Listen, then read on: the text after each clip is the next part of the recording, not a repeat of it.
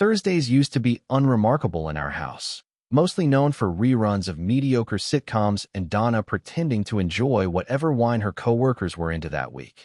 But this particular Thursday? Oh, this Thursday was historic. Not because something exploded or someone got famous. No, it was the day Donna won the lottery. At least, that's what she called it. She didn't win any actual money, of course.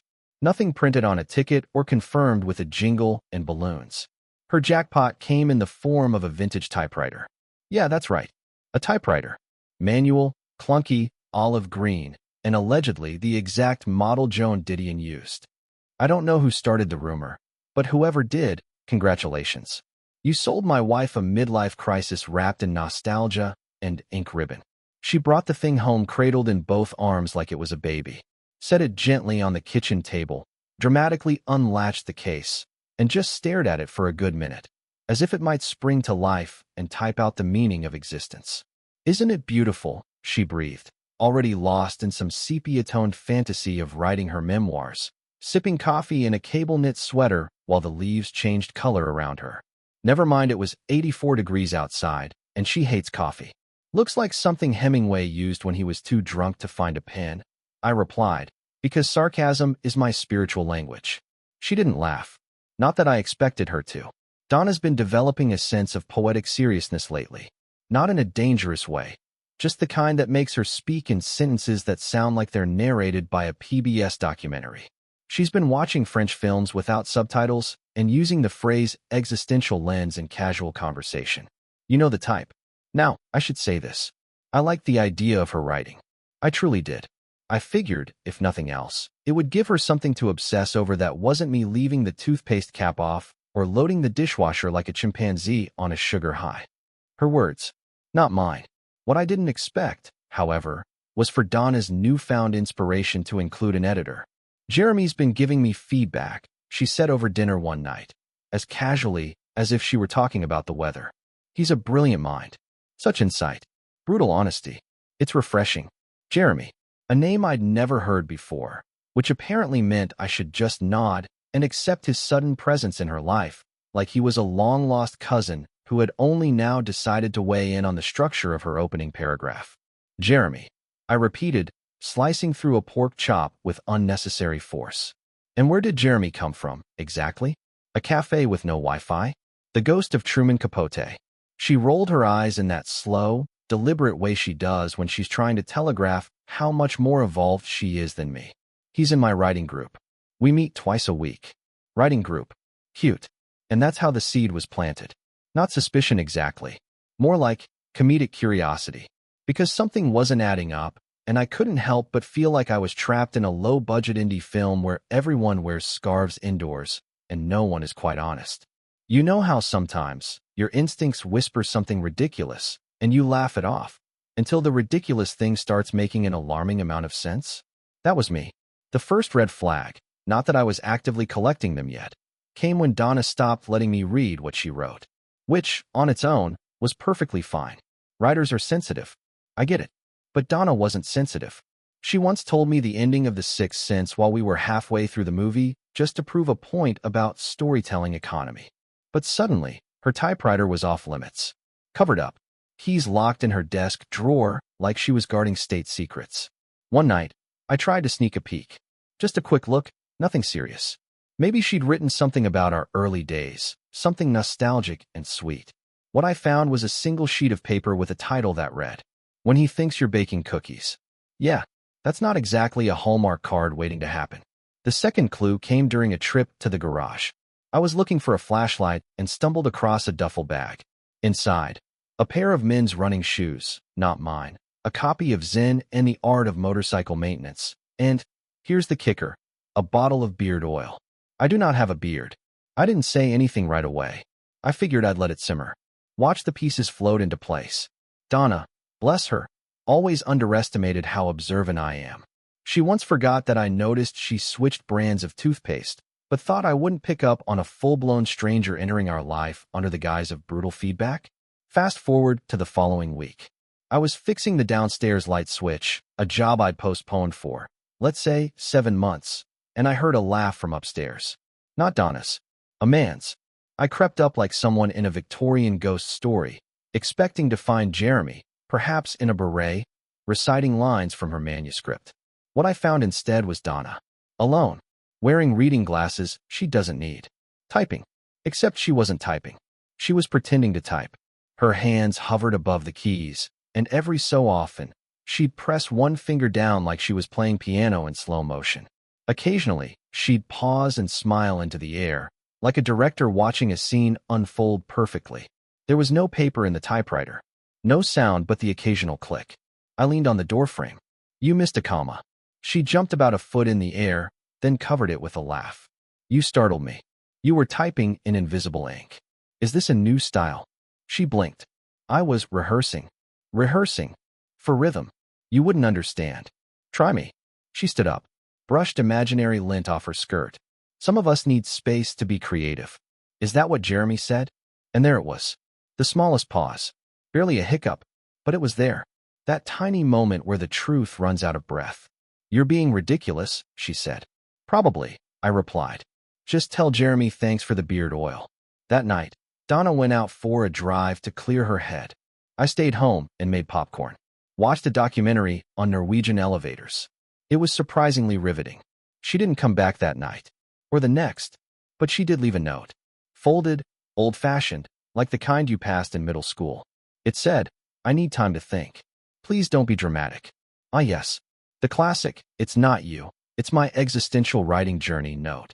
And just like that, she was gone. Well, not completely. She still shows up on social media sometimes, posting quotes about transformation and strength next to black and white photos of her staring at bricks. Meanwhile, Jeremy, yes, I finally found him, runs a bookstore/vegan smoothie bar downtown. His reviews are glowing, mostly from women named Meadow or Sky. As for me, I fixed the light switch. Started playing piano again. Real piano, not the mime version. The house is quiet now, in a good way. And I still keep the typewriter, right there on the kitchen table. Sometimes, when I'm feeling particularly theatrical, I sit down, hover my hands over the keys, and write the opening line to a story I like to call "The Day Donna Won the Lottery and Left with the Prize." And let me tell you, this time, the punctuation is flawless. Donna came back after 3 days like she had just run out to return a library book. No explanation, no apology, no suitcase. Just her and a single reusable shopping bag containing a soy candle and a planner with intentional living embossed on the cover. I didn't ask questions. Not because I didn't want answers, but because I knew Donna's answers came pre-flavored with just enough ambiguity to leave you questioning your own grasp of the English language. She walked through the front door like the batteries had just been changed in her personality.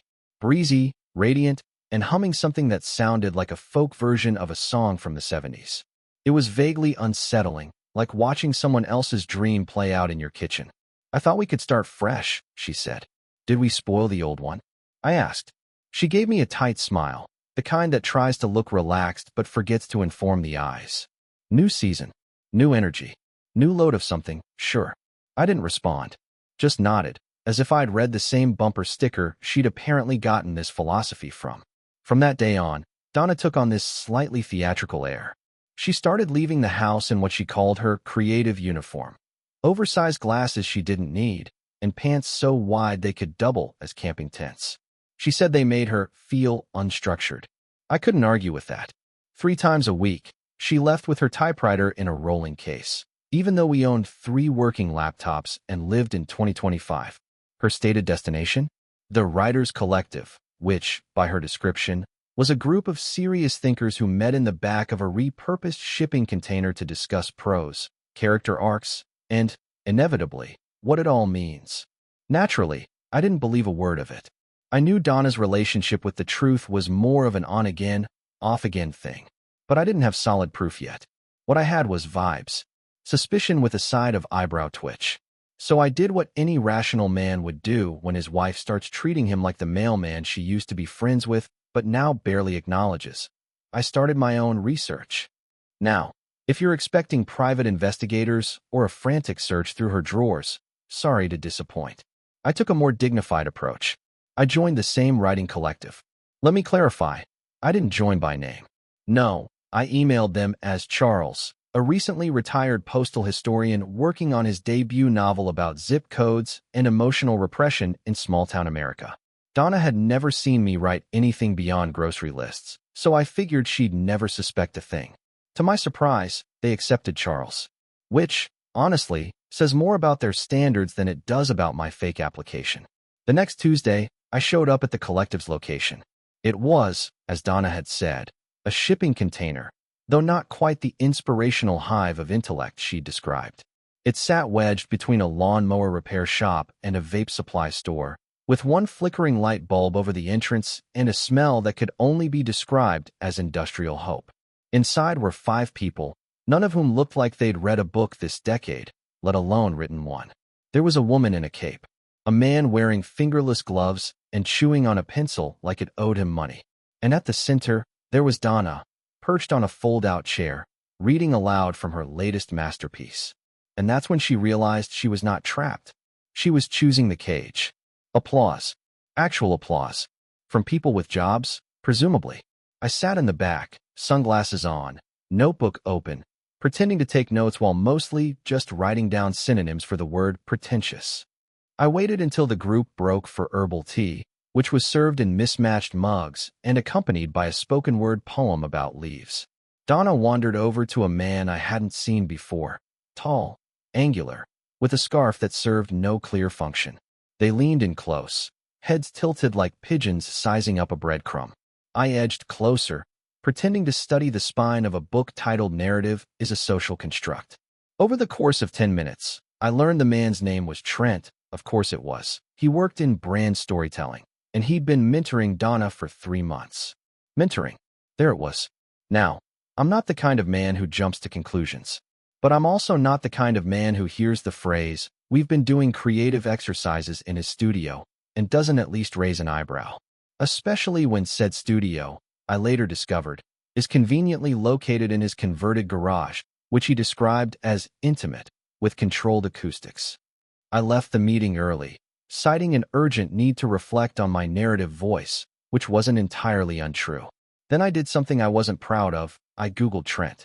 Turns out, Trent had a blog. Of course he did. A digital journal titled The Interior Narrative, where he shared grainy black and white photos of espresso cups and long paragraphs about the alchemy of connection.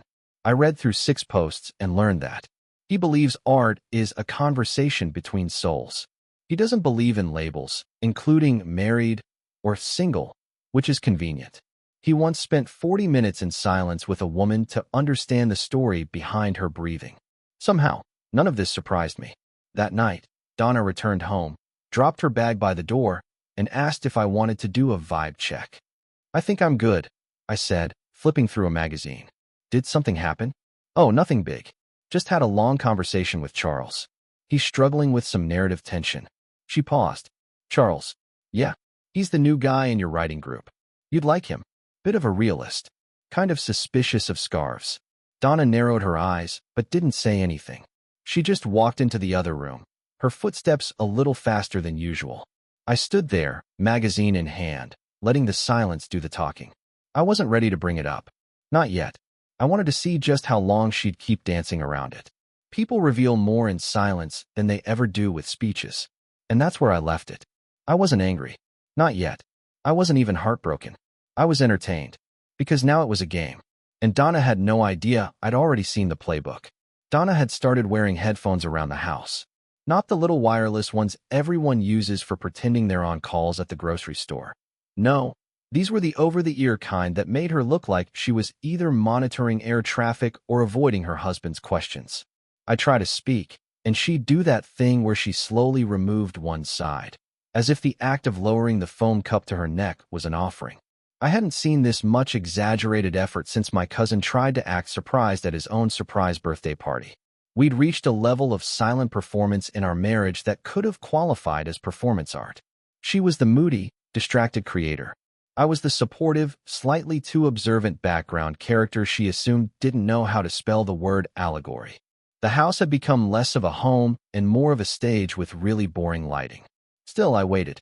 Not because I was unsure. I was just curious. When you know someone's lying and they don't know you know, it becomes oddly educational. Like watching a nature documentary, But instead of lions and gazelles, it's emails with too many ellipses and sudden new hobbies. Donna's new hobby was spatial awareness. She said it like it was a Pilates class, but it was actually her way of redecorating the living room every 2 days. Nothing says innocent like aggressively changing the direction of the couch 5 times in a week. She claimed it was about energy flow. I suspected it had more to do with keeping Trent's cologne from lingering on the throw pillows. But I didn't say a word. I even helped move the furniture once, which made her nervous. Helpful Andrew, apparently, wasn't part of the script she had written in her head. Then came the infamous whiteboard. I walked in one afternoon and found a full-sized whiteboard set up in the dining room, filled with flowcharts, color-coded arrows, and vague phrases like narrative echoes and emotional endgame. For a moment, I thought she'd joined a startup. "What's this?" I asked, pointing to a box labeled Andrew's character arc. She shrugged. "It's for my new story." Is it fiction or just a dramatic retelling of our taxes?" She gave me a look, the kind of look that's legally defined as dismissive in 4 states. You wouldn't get it. She was right, technically. I didn't get how she'd suddenly decided to turn our life into a storyboard, complete with character profiles, act breaks, and an actual sticky note labeled Inciting Incident, TBD. Still, I admired the ambition. It takes commitment to start gaslighting your own life before the plot twist is even finished. Later that evening, she invited me to a reading. Yes, a reading. As in, a small gathering in our living room where she would read excerpts from her latest work to a few people from the collective. I was allowed to attend, provided I respected the creative environment and refrained from making unnecessary observations. Which, for me, is the equivalent of asking a seagull to quietly sit through a beach picnic. So I said yes. That Friday they showed up. 5 of them, all wearing some variation of linen, except for one guy in cargo shorts who spent 10 minutes explaining that his poetry doesn't use verbs. I nodded politely, pretending to understand, while trying not to ask how he managed to function in real life without verbs. I imagined him at a coffee shop. This. Donna, meanwhile, was glowing in the way people glow when they think they're being profound. She passed out printouts, dimmed the lights slightly, which only made everything look beige, and then began reading. Her piece was titled, "He Never Noticed the Fence."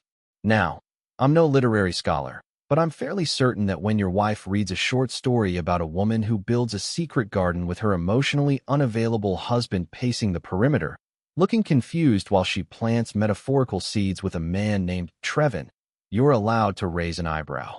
I didn't say anything. I just sat there and nodded along with the rest of them, who were all doing that thing where you pretend to understand something while internally wondering if you left the oven on. At the end, someone clapped. It was unclear who started it, but once it happened, the rest followed, like polite hostages. Donna beamed. Not at me, of course. No, her gaze went somewhere beyond the bookshelf, as if applause somehow made her above eye contact. After the group left, 2 of them lingered to ask if we had oat milk. I was cleaning up while Donna rearranged the whiteboard for what she called post-reading reflection. She didn't thank me for hosting. She didn't even mention the reading. It was like we'd just hosted a seance, and she'd already moved on to planning the next one. Later that night, I went into the office, the one room she never used. Inside the desk drawer was a folder I'd labeled Home Insurance, because I knew that was the last place she'd look. Inside it was a copy of an email printout I'd accidentally discovered 2 weeks earlier while printing out my W-2s. It wasn't scandalous in a traditional way. No professions of love, no poetic innuendo. Just a Google Doc titled Donna, Short Story Draft 7, shared between her and Trent, with margin comments like, "Love this moment, feels real. Do you think Andrew would notice this line is about him? Maybe change the name to Aaron, less obvious?" I didn't confront her. Instead, I made a suggestion. "You should publish it," I said the next morning, while she was pouring water into her French press like she was conducting a ceremony. She paused. "What? The story? The one about the fence and Trevin and the woman who collects metaphors like seashells. It's very you." She tilted her head. "You liked it?" I understood it. That sentence rattled her more than I expected. Her hand froze over the plunger. She blinked like someone had told her the coffee had feelings. "You never say that," she muttered. "I never get the chance," I replied, sipping orange juice with a straight face. And just like that, I handed her the match. Because now, Donna was nervous. Not guilty, just nervous. Nervous that maybe the person she assumed was too passive to notice had been noticing everything. She started slipping, accidentally mentioning events she hadn't told me about, mixing up names. Once she called me Trevin and immediately turned it into a joke about names in her story. I laughed, but didn't join in. Just made a note. Another time, she asked if I'd ever considered growing a beard. I said no. She said nothing. I added it to the growing list of questions meant for someone else. We were, by all appearances, still married, still functioning, still passing each other the salt and taking out the trash on alternating days. But underneath it all, we were engaged in a quiet little game of chess. She moved. I watched. I moved. She blinked. And no one had said anything out loud. Because the truth is, Donna didn't want to confess. She wanted the story to stay hers. She didn't want me to take it away by being the first to name what was happening. That would ruin the whole thing. The tension, the ambiguity, the plausible deniability. So I let her have it. I let her keep her little narrative alive. For now. Because nothing says power like letting someone keep a lie they're not sure you've heard. And that's where we were. Two people sitting across from each other at breakfast, one writing a story, the other writing the ending. The best part about knowing something someone thinks you don't know is watching them gradually unravel from the effort of trying to keep it hidden. Donna, bless her calendar-blocking heart, had moved from being creatively fulfilled to mildly haunted in just under 2 weeks. There's only so long you can pretend a casual writing partner isn't somehow involved in your sudden need for new throw pillows and strange deodorant brands. She started locking her laptop. Not in the regular way, where the screen goes dark and you tap the spacebar to wake it up. No, password protected, double authentication. You'd think she was harboring state secrets or running a cryptocurrency scam out of our dining room. I didn't care. I wasn't trying to break in. I already knew more than enough. And besides, watching her hide things I already knew was oddly satisfying. But I did have a problem. A philosophical one. I had no interest in exploding the marriage. Not yet. That was too loud, too final, too dramatic. Donna liked drama. I wasn't going to give her the satisfaction. What I wanted was less cinematic and more inconvenient. I didn't want her gone. I wanted her in it. Uncomfortable, confused, off balance. Think of it as a polite audit of our marriage. Except I was the auditor and she didn't know she was being reviewed. So I made some changes. First, I began documenting everything. Nothing overt, just a quiet series of little logs. Times she left, where she said she went, inconsistencies in her writing meetings, and the gradual replacement of our shared bookshelf with Trent's recommended reading list, which included titles like The Soulful Menace and Narrative Without Obligation. I even built a spreadsheet, color-coded, labeled tabs. It brought me peace. Then, I signed up for a writing workshop. Not hers. A different one. One that met on Wednesdays, downtown, full of retirees who wrote murder mysteries involving antique stores. My genre was irreverent domestic satire. I wrote about a man whose wife was cheating on him with someone named Brent. It was not subtle. The group loved it. I read excerpts out loud while Donna was still out on her Tuesday editing intensives, and I made sure to leave the printouts in the printer tray, just visible enough to be found when she went to print her personal essay on emotional labor. She said nothing, but I caught her reading them one night. I walked in, and she closed the folder so fast you'd think it was emitting toxic fumes. Her expression was blank, like a kid who just found out Santa isn't real but refuses to admit it. "You're writing?" she asked, too casual. "Everyone needs a hobby," I replied. She nodded, said, "That's great," then walked out of the room like the floor was lava. Next came the rediscovery project. One Saturday, I declared I was cleaning out the garage. Donna wasn't a fan of any sentence that started with me voluntarily doing anything physical. So naturally, she asked what was wrong. "Just making room," I said. "For what?" "Possibilities."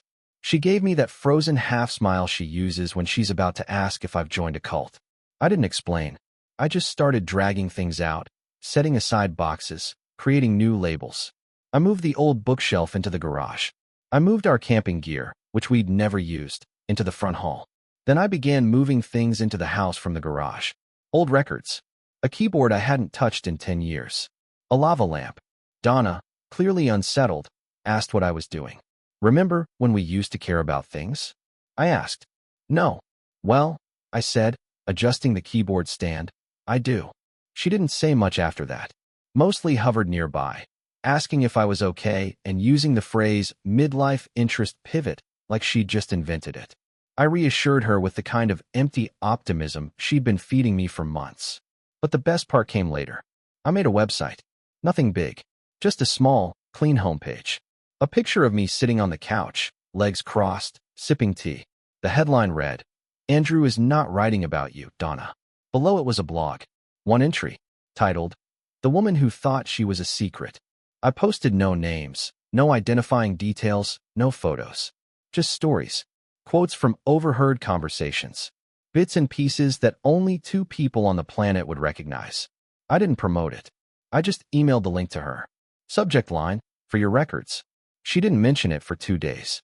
Then, finally, while she was trimming one of the succulents she had recently rescued from a coworker's windowsill, she said, "That thing you wrote. It was kind of mean." "Which part?" "The part where the wife thinks her husband is oblivious." "Oh," I said. "I thought that part was generous."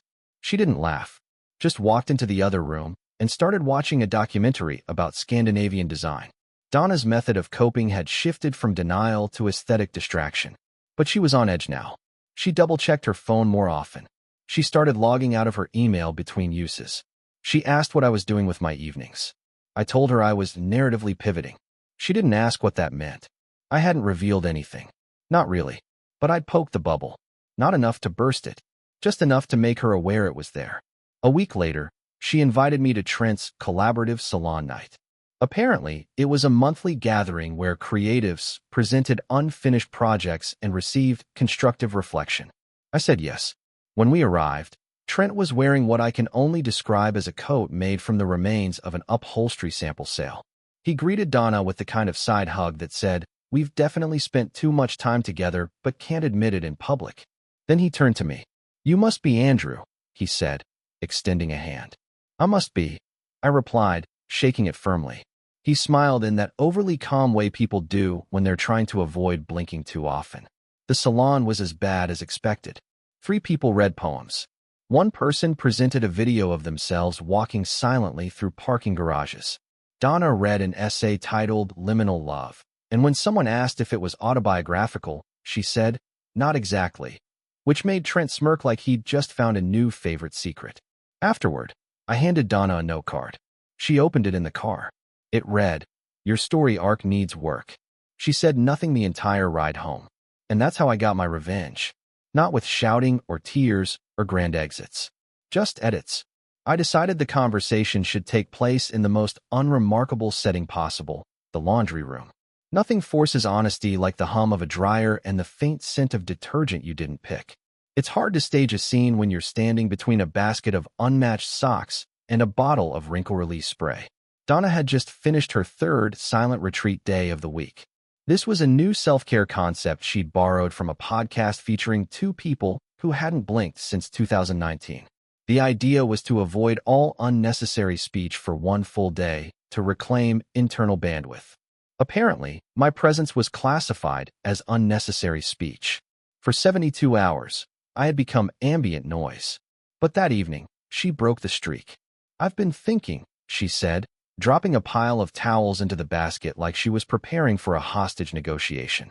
"Dangerous pastime," I said, folding a hand towel I didn't care about. She gave me the smile she usually reserved for people trying to explain the plot of a Marvel movie to her. "I think we need to have a conversation." That's suspiciously specific for someone who spent the last 3 days treating me like a decorative vase. Donna sat down on the washing machine. She crossed her arms in the exact way that said, "I'm about to make this about me," but in a very composed tone. I leaned against the shelf where we keep the cleaning supplies and the expired sunscreen. "There's clearly been tension," she said. "Could be the humidity," I offered. She sighed like a therapist who just discovered their client brought puppets to the session. "I know you know something. You've made that very clear. Is this the part where you pretend it was a test?" And I passed. "I'm not pretending anything," she said, straightening her back like she was about to give a TED Talk on navigating complexity. I didn't respond. I just picked up a shirt and started folding it very slowly, like I was in a commercial for deliberate domestic peace. "I don't want to lie anymore," she said. Great. Me neither. Who should start? Donna looked genuinely annoyed for the first time in weeks. Real irritation. None of that curated disappointment she usually handed out in neatly wrapped sentences. I made some choices I shouldn't have. That sentence needs editing. I know what you're doing. Then why keep speaking in preview text? She exhaled through her nose. It was the kind of sound someone makes when they remember they left the car window down during a rainstorm. Not devastation, just the realization that they now have to deal with something inconvenient they could have prevented. It's not like I planned for it, she said. Trent, or the performance piece titled Andrew Doesn't Get It. Her jaw tensed. She didn't deny either. Just stared at the floor tiles like she was waiting for them to spell out a better version of her life. This wasn't about you, she said eventually. Then I guess I was just standing in the wrong room for a year. I was lost. That sounds like a headline. Got any paragraphs? I felt invisible. And so your solution was to become someone else while still using my Netflix account. She looked up. Do you want me to apologize? No. I want you to explain how you managed to be emotionally absent and still need more space. Donna uncrossed her arms, stood up, then leaned against the dryer like she was preparing for a dramatic scene that I hadn't agreed to rehearse. I got tired of explaining myself. That's convenient, since I stopped asking. A silence settled between us. Not the kind that leads to understanding. The kind that just confirms how long two people can sit in the same room and still be entirely elsewhere. I don't know what to do now, she said. I do, I replied. That threw her. She blinked. What? I've already made a plan. It's in the drawer under the junk drawer. Labeled plan. She actually went to check. I admired the commitment to literal interpretation. Inside, she found a folder. Inside the folder was a single typed sheet of paper. The title was, What Happens Next? She read it. Twice. Then looked up at me. You're serious. I typed it with the keyboard you keep pretending is just decorative. It was simple. The bullet points went as follows. We don't have a screaming match. You don't cry and say you're confused. I don't pretend to be shocked. You keep the house. I keep my sanity. We say as little as possible to anyone, because neither of us is interesting enough to deserve gossip. Donna sat back down, this time on the edge of the laundry basket. Is that really how you want to do this? I'm not interested in the season finale. I just want to cancel the show. You're not angry? I'm exhausted. I thought you'd be more upset.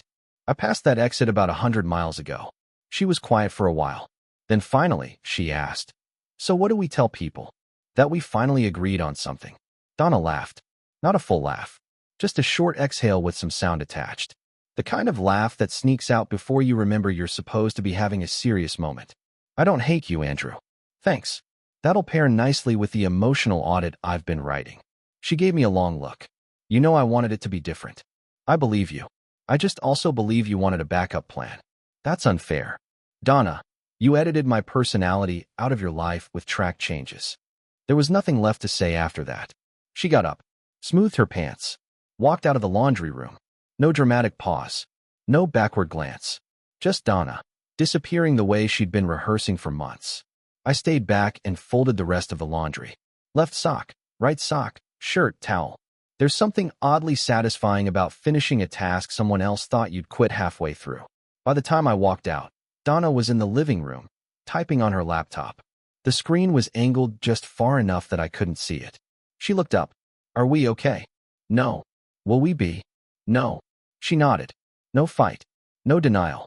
Just Donna accepting the script had been revised without her input. And that was the last real conversation we had. No closure. No mutual understanding. Just the confirmation that neither of us was going to pretend anymore. The last 2 weeks in the house felt like a work conference that should have been an email.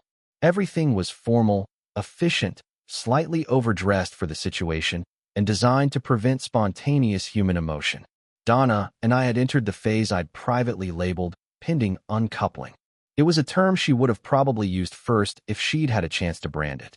I slept in the guest room, which hadn't been used since my cousin stayed over, and broke the bed frame trying to do stretches. I replaced the frame, threw on the old plaid sheets, and suddenly it became my new headquarters. The bed creaked if you breathed on it wrong, and the lamp on the nightstand had a flickering bulb that worked only if you rotated it 40 degrees to the left. It was perfect. We didn't argue. We didn't revisit anything. We became polite coworkers managing a project that was clearly being shut down. She stopped asking where I was going. I stopped pretending I was invested in whether she'd be home for dinner. There were no goodnight exchanges. No passive-aggressive sighs. Just quiet indifference, which, if you've never experienced it between two people who used to wake each other up to share inside jokes, is its own form of performance art. One night, I walked into the living room and found Donna packing. Not with boxes, but with bags, carefully folded, reusable, color-coded canvas bags, because of course that's how she would move out. The organization of it all was insulting, really. Like she was packing for a long weekend at the concept of independence. "You're doing it?" I asked. She zipped one bag shut and said, "Figured it was time." "Where are you going?" She hesitated, then said, "My sister's." That meant somewhere that isn't here, and I didn't care to dig deeper. I didn't need a location. The destination wasn't the story. "Want help?" I asked. "No," she said. "I'm trying to keep this clean." I nodded. Donna had always loved labeling messes she created as unfortunate situations. The next morning, she was gone. Just gone. No long note. No dramatic silence. Just a printed page on the kitchen counter with a bullet point list titled Loose Ends. It included things like cancel joint streaming accounts, forward mail, divide book collection, see spreadsheet, water the plants on Wednesdays, Andrew, don't forget the fern. The fern had already died 2 weeks ago. I just hadn't mentioned it. I deleted the document. I didn't need instructions on how to exit a scene. The next few days were quiet, but not the kind of quiet Donna used to romanticize in her self-care rituals. It was the kind of quiet that happens when someone leaves a door open and you can't decide if you should close it or just sell the house. I didn't feel relief. Not exactly. I didn't feel heartbroken either. I felt confirmed. Like watching a movie you knew would end badly, but you stayed till the credits out of courtesy. I went back to work. Told a few people we'd split. Kept the details vague. Said we were in different places now, which was technically true and also impossible to follow up on without sounding nosy. People nodded, said things like, "That's life," and "You'll land on your feet," as if I'd been pushed off a building instead of walking out of a very bland living room. Week 3 of being solo came with a text from Donna. Simple. "Hey, hope the fern's still alive." I didn't reply, partially because it wasn't, and partially because she didn't really care. That's the thing about Donna. She liked closure as a concept, but she never actually wanted to be present for it. Later that day, I went into her old office. Most of her things were gone, except for a notebook on the shelf labeled Early Drafts. I opened it. Page 1 was blank. Page 2 had a title, The Story of Us. No paragraphs. No outline. No scribbled notes in the margin. Just that one line, written in overly careful handwriting, like she was trying too hard to seem relaxed. I closed it and left it on the desk. Not because it meant something, but because it didn't. I started sleeping in the main bedroom again. Washed the sheets. Moved my things back in. Took down the framed quote she'd hung above the dresser that said, "Live authentically." Replaced it with a wall calendar. At least the calendar knew when something was over. I kept the house. Mostly because I didn't want to move, and the mortgage was manageable. The bookshelf got a reset. I donated anything with a title that included the words mindful, manifest, or intention. I kept my books. Added a few from the library's clearance bin. My favorite was a self-published memoir by someone named Wallace who wrote exclusively in parentheses. It was terrible, and I loved it. I started writing again. Not about her. About me. Real things. Boring things. Stories that weren't trying to impress anyone in linen pants. Sometimes people ask if I've seen her. I haven't. I'm sure she's out there, crafting essays about rediscovery and talking about how silence helped her reconnect with her core. That's fine. Let her have that. Everyone needs their version of events. Hers just comes with better font choices. I'm not bitter. I'm not enlightened either. I'm just a guy who got out of a marriage with his sense of humor still intact and a truly fantastic collection of receipts, spreadsheets, and unsent replies. That's the end. Not dramatic. Not tragic. Not inspiring. Just real. Which, honestly, is more interesting than anything she ever wrote. Thanks for watching. Rate the story in the comments. Subscribe to the channel